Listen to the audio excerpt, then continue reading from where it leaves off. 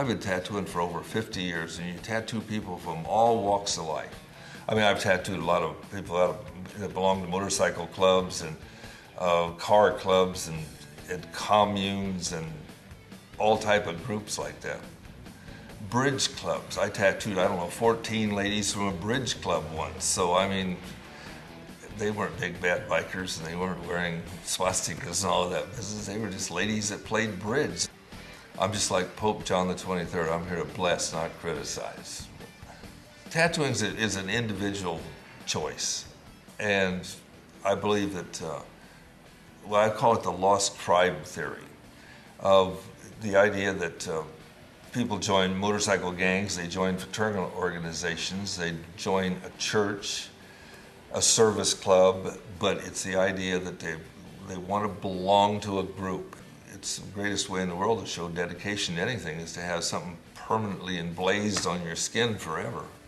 I believe that the one point, the one feature that has caused tattooing to be as popular as it is today is women's liberation.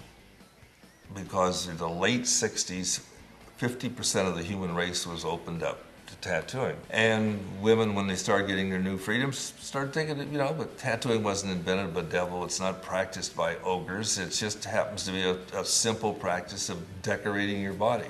Ladies curl their hair, they paint their toenails, modify everything in between, and so why wouldn't tattooing be, ideal for them? I used to, women would come in and want to get tattooed. I'd say, well, you got the world's oldest profession tied up. Now you want to get the second one tied up too? Ladies put me on the map. When women started getting tattooed, then men started looking, well, if all walks of life, if women's getting tattooed, well, why can't we? We want our rights too. And I was tattooing a young lady one night, and I was putting a ring on her finger.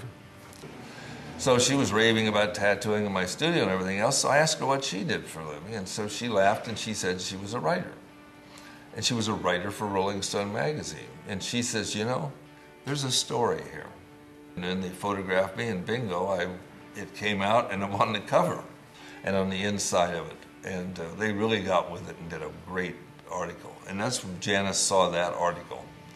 Because when I went over to her house a few weeks later, it was pinned up on the bulletin board in her kitchen. She had a tattoo put on when she was a teenager down in Port Arthur, Texas, and it was a little homemade design. It was a little flower on her ankle. And she wore many bracelets anyhow, and so she had this bracelet that she'd bought down in South America, duplicated. Then it had a little heart put on her breast. The bracelet was for everybody, the heart was for her friends.